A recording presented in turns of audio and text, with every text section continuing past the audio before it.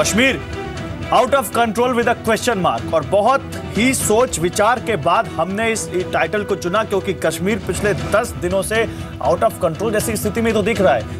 Curfew लगा हुआ है और वहां पर अभी भी स्टोन पेल्टिंग जैसी घटनाएं हो रही हैं, और अब मामला संसद तक में है। संसद में ऐसी बातें आ रही हैं कि बच्चे अगर पत्थर फेंकते हो तो क्या उन पर गोली मारेंगे। तस्लीम रहमानी साहब, अगर बच्चा पत्थर फेंककर आपकी जान लेने की कोशिश कर रहा हो, और बच्चे की आड़ में बड़े आपके ऊपर पत्थर फेंकने की कोशिश कर रहे हो, क्योंकि जो हमारे पास वहां से खबरें हैं सेना पर हमला कैसे हो रहा है, तो आगे पत्थरबाजों को खड़ा किया जाता है और दूसरी लाइन में आतंकवादी छिपे होते हैं। उनके पास ग्रेनेड होता है और पत्थरबाज आतंकियों के लिए कवच का काम करते हैं, क्योंकि सेना को अभी भी केंद्र सरकार की तरफ से या उनके अथॉरिटीज की तरफ से यह इंस्ट्रक्शन है कि आप बहुत गंभीर स्थिति में रिटेलिएट करें, बहुत गंभीर स्थिति में जवाब दें। तो सर क्या करना पड़ेगा, और क्या हालात ऐसे हो तो क्या वहां पर सॉल्यूशन आपके हिसाब से होना चाहिए? सर बताइए।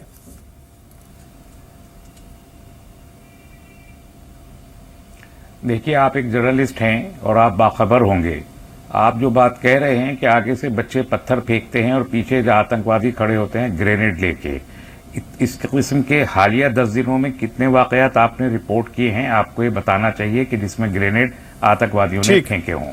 तो आप पूरे के पूरे कश्मीर के आवाम को अगर आतंकवादी यहां बैठ के कहेंगे तो यकीनन नहीं सर, मैं करेक्ट कर दूं, मैं किसी आवाम को, पूरी आवाम को आतंकवादी नहीं कह रहा। ये जो डिबेट है, मैंने किसी आवाम को आतंकवादी नहीं कहा, कुछ लोगों की मैं बात कर रहा हूं। आपके जो मीनिंग है वो क्या है? बिल्कुल नहीं सर, आप आगे अपने बच्चे हिसाब से मेरी बातों को यूज कर रहे हैं। 40 हजार लोगों के मजमे हैं, आप उनको आतंकवादी कहेंगे? कश्मीर में अगर आप कश्मीर के सारे अवाम को आतंकवादी साबित कश्मीर में कोई आतंकवादी छिपा नहीं रहता, नहीं होगा।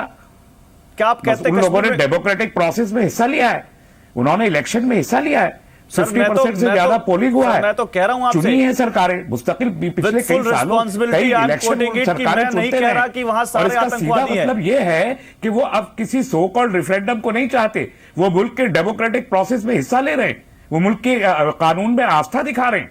आप इसे नजरअंदाज नहीं कर सकते। अब रेफरेंडम की बातें खत्म हो चुकी हैं, उसकी कोई जरूरत नहीं रही। उस पोलिंग के जरिए कश्मीर के अवाम ये बता चुके हैं कि हम भारत के साथ हैं, और ये हमें कंसीडर करना पड़ेगा। सर वो लोग कौन है जो सेना पर पत्थर फेंक रहे हैं? सर वो लोग कौन है जो सेना पर पत्थर फेंक रहे हैं? लोगों ने सर वो लोग कौन है जो सेना पर पत्थर फेंक रहे हैं? सर 5-5 हजार के मजमे में वो लोग कौन है जो सेना के पर पत्थर फेंक रहे हैं? देखिए, सवाल कौन से ज्यादा क्यों का है। नहीं, पहले कौन फेंक रहे हैं पत्थर, पहले कौन, ये बड़ा सवाल है। कौन तो कश्मीर के लोग हैं, अब क्यों कश्मीर के लोग हैं, अब क्यों? अगर उन्होंने डेमोक्रेटिक, कश्मीर के आवाम हैं, अब उन्होंने डेमोक्रेटिक प्रोसेस में हिस्सा लिया तो क्यों पत्थर फेंक रहे हैं? क्या उन पत्थरों की वजह से आप उन सबको देखिए? कश्मीर का टेररिज्म क्रॉस बॉर्डर टेररिज्म है, कश्मीर का होम ग्रोन टेररिज्म नहीं है। आप इसे डिफरेंशिएट करना पड़ेगा। मैं जो बात कहना चाहता हूं वो ये है कि जो पॉलिटिकल लोग हम बैठे हैं हमारे कांग्रेस और बीजेपी के, जिस अंदाज की ये एलिगेशन काउंटर एलिगेशन की पॉलिटिक्स है, ये खुद ये बताता है कि कहीं ना कहीं लैक ऑफ पॉलिटिकल विल है मसले को हल करने में। वरना हालात जो काबू में आए थे बीच के अरसे में आफ्टर 2000 टू 2008, वो बहुत पॉजिटिव हालात बनने लगे थे इसी कश्मीर में। वो क्यों बदलने लगे हैं? आतंकवादियों की तादाद वहां पर ऑन रिकॉर्ड कम होती चली गई है, ये क्रेडिट हमारी आर्मी को जाता है, लेकिन आतंकवादियों की तादाद जैसे जैसे कम हो रही है, आर्मी को बढ़ाने की जरूरत क्यों है? सर आप दो तरह की बातें कर रहे हैं, सर आप दो तरह की बातें कर रहे हैं। सर आपने दो बातें की हैं यहाँ पर, दोनों कंट्राडिक्ट करती हैं बातें। नहीं, आपने दो तरह की बातें की हैं सर, आपने दो तरह की बातें की हैं। कश्मीरियों की सर बात कर रहा हूं। नहीं, आप करिए कश्मीरियों की बात, आप करिए कश्मीरी कोई बाहर का आदमी नहीं, कश्मीरी भी भारतीय है। सर आपने दो तरह की बातें की। आप कह रहे हैं कि वहां पर सेना ने की वजह से आतंकवाद कम हुआ, और आप ये कह रहे हैं कि सेना के ऊपर जो स्टोन पेल्टिंग हो रही है वो सही है। कैसे हो सकता है सर ये? ये एक ही बात है, ये दो नहीं है। नहीं, दो बातें हैं सर। एक ही बात है, आप इसको समझने की कोशिश कीजिए। मैं वही कहना चाहता हूं कि हमारी जो पॉलिटिकल लीडरशिप है वो हमारी बहुत ही प्रेशियस आर्मी का मिसयूज कर रही है। चलिए, प्रेशियस आर्मी का मिसयूज कर रही है, मैं पॉलिटिकल लीडरशिप से इस बात का जवाब लूंगा। लेकिन कंट्रोल किया था, आतंकवाद को कम किया था, लेकिन पॉलिटिकल लीडरशिप ने मजीद आर्मी भेज के और जो ह्यूमन जवाब दीजिए। चलिए, आप प्रेम शुक्ला आप भी जवाब दीजिए। पॉलिटिकल लीडरशिप मिसयूज कर रही है या सही से यूज नहीं कर रही है प्रेशियस आर्मी का? प्रेम शुक्ला जवाब दीजिए, फिर मैं आऊंगा आर के मल्होत्रा के पास।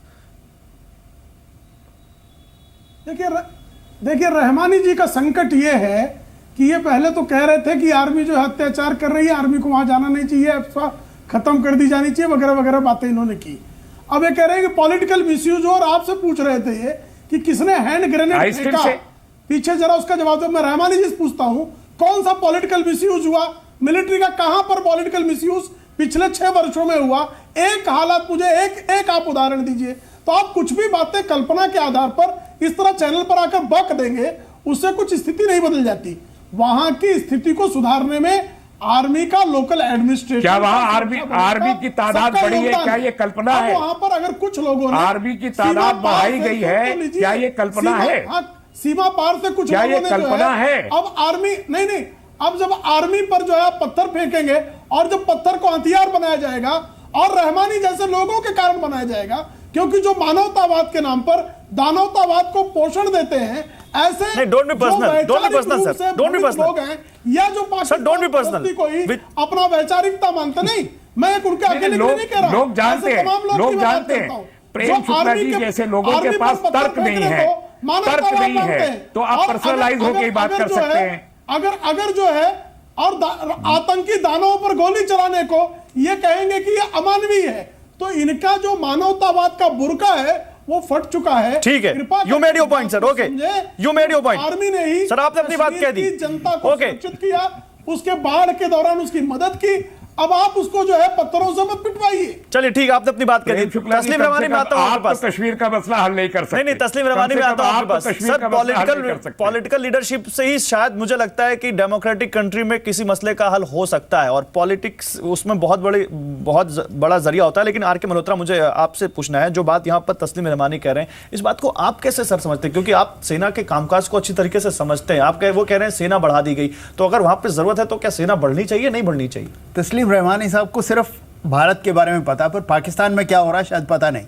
तो मैं आपको बता दूं, तो आपके दर्शकों को भी बता दूं कि इसकी जरूरत क्यों आन रही जब टेररिज्म कम हो गया। ज्यादा है अपने देश की।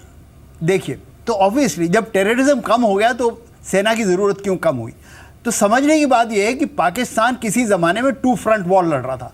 फाटा, वाना, वजीरिस्तान, उस जगह पाकिस्तान की काफी बड़ी ताकत आर्मी की उस जगह लगी हुई थी। वो उन्होंने मसला मार मार के अपने लोगों को हल कर लिया।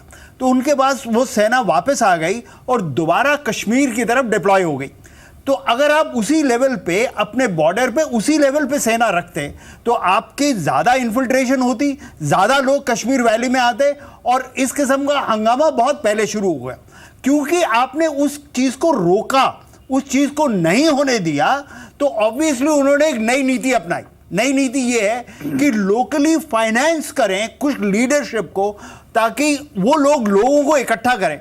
और देखिए, जब ये हिस्सा भी हुआ और जब उसको ले जा रहे थे उसके जनाजे को, पीसफुल जनाजा था, कोई प्रॉब्लम नहीं थी।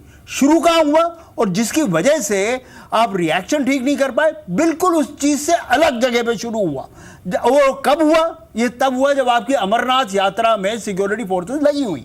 उनका ध्यान उस जगह है ताकि एक पीसफुल अमरनाथ यात्रा चल सके। वो उस वक्त जब बयान ये आ रहे हैं कि हम ये नहीं होने देंगे, ये क्यों हो रहा है और ये सब कुछ हो रहा है, उसके बावजूद एक पीसफुल अमरनाथ यात्रा होने के लिए आपकी सिक्योरिटी फोर्सेस उधर है। तो जहां वो ध्यान हटा, ये सब चीज हंगामा फॉरेन एड से, फॉरेन लीडरशिप प्रॉम्प्ट करके आपने ये सब काम किया।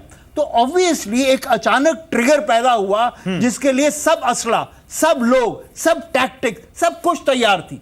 और इसी वजह से टारगेट खास जगहों पे किया गया जहां फौज वल्नरेबल थी, जहां पुलिस वल्नरेबल थी, जहां पोस्ट बिल्कुल उन लोगों के अंदर थे उस जगह।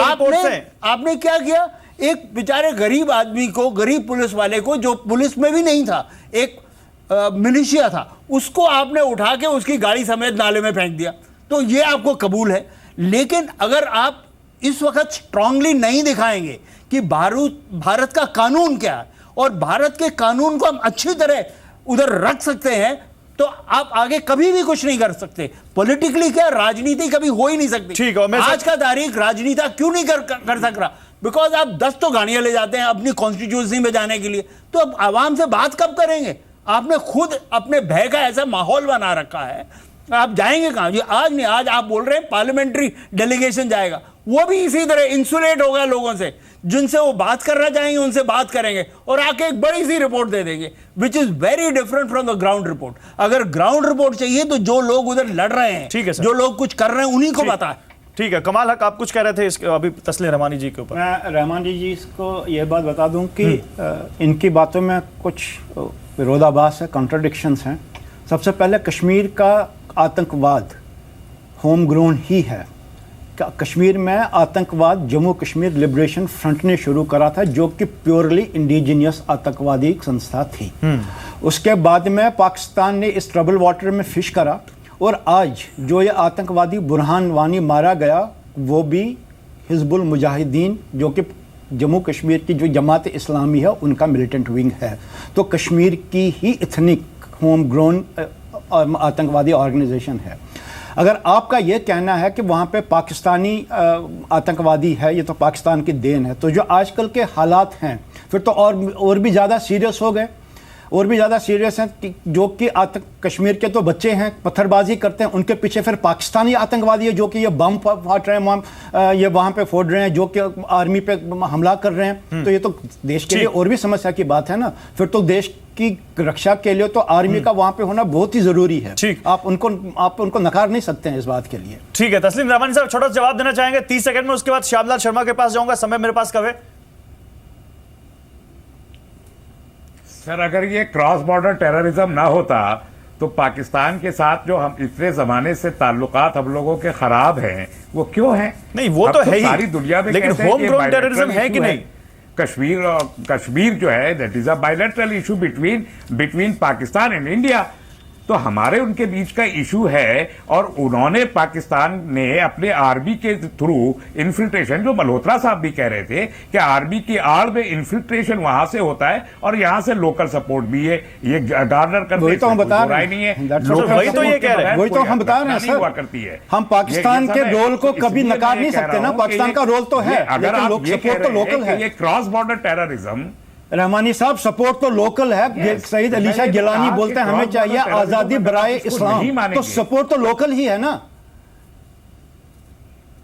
कश्मीर को चाहिए आजादी बराए इस्लाम, ये तो लोकल सपोर्ट है ना उनका वहां पे। वही तो हम बता रहे हैं आपसे, ये भी सब जानते हैं। ओके सर, ठीक है सर, सब जान रहे हैं सर, सब जान रहे हैं, लेकिन सवाल ये है कि सब जो जानते हैं वो कहना करेंगे, जाहिर है कहना सब नहीं चाहते। अली शाह गिलानी पे तो आज तक कुछ भी नहीं होता, यासीन मलिक का कुछ भी नहीं होता, मीर फारूक का कुछ भी नहीं होता, उन सबका तो कुछ नहीं होता। 45 लोग मारे जाते हैं, 500 लोग जख्मी सर, यही तो हम भी कह रहे हैं सर। सब लोग रहमानी साहब एक आपको मैं अपनी एक पॉलिटिक्स के परे, मैंने कहा है पॉलिटिक्स के परे, आप पिछले 10 दिन से एक भी स्टेटमेंट, जितनी भी, चाहे वो राजनीतिक थे, चाहे वो प्रेस था, मीडिया था, पॉलिटिशियंस थे, जो कोई भी है, एक ही आपने आर्मी और सिक्योरिटी फोर्सेस को कश्मीर में कटघरे पे खड़ा कर रखा है।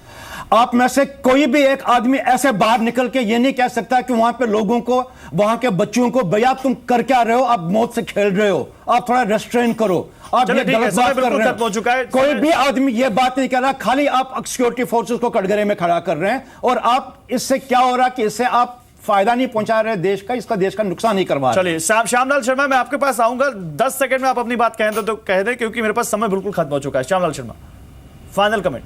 मुझे लगता है 10 मिनट में मेरे साथ जाती होगी। सबसे पहले तो मैं ये बताऊंगा कि हमारी डिफेंस फोर्सेस जम्मू कश्मीर में क्यों ज़रूरी हैं। 1100 से ज़्यादा किलोमीटर हमारा जो बॉर्डर है वो पाकिस्तान और चाइना के साथ मिलता है। तो मुझे लगता है कि यहाँ की टोपोग्राफी, ज्योग्राफिकल कंडीशन और क्लाइमेटिक कंडीशन को देखते हुए, और उसके साथ जो पैरामिलिट्री मालूम है सर, आप ही बताइए, आपको लगता है कि स्थिति सुधरेगी? आपको लगता है वो स्थिति सुधरेगी? स्थिति और कैसे सुधरेगी? मुझे लगता है कोई भी काम मुश्किल नहीं है। हाँ। लेकिन हमें dialogue process with the people, जो हमारी सिविल सोसाइटी है, उसके साथ ऑन रखना है।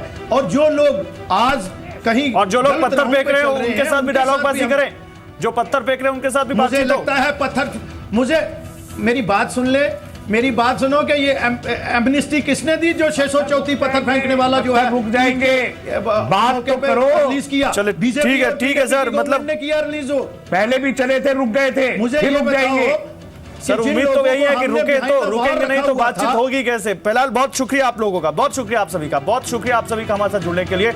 तो कश्मीर घाटी आउट ऑफ कंट्रोल पिछले 10 दिनों से है। जब 8 तारीख को बुरहान वानी का एनकाउंटर हुआ था और उसके बाद से जो वहां पर स्थिति पैदा हुई है वो बहुत ज्यादा खराब हो चुकी है और आज भी कर्फ्यू लगा हुआ वहां पर और मीडिया तक को वहां पर बंद किया गया है। सवाल ये कि स्थिति पैदा किसकी वजह से हुई और क्या वो लोग जो आज पत्थर फेंक रहे हैं क्या वो इसके लिए जिम्मेदार नहीं है और क्या उनको नहीं सोचना चाहिए कि इसमें नुकसान किसका हो रहा है। फिलहाल उम्मीद यही करते हैं कि स्थिति इन कंट्रोल आ जाएगी बजाय आउट ऑफ कंट्रोल होने के, क्योंकि ये किसी के भी हक में नहीं है। फिलहाल बेस्ट और बेगी बेट बस। नमस्कार।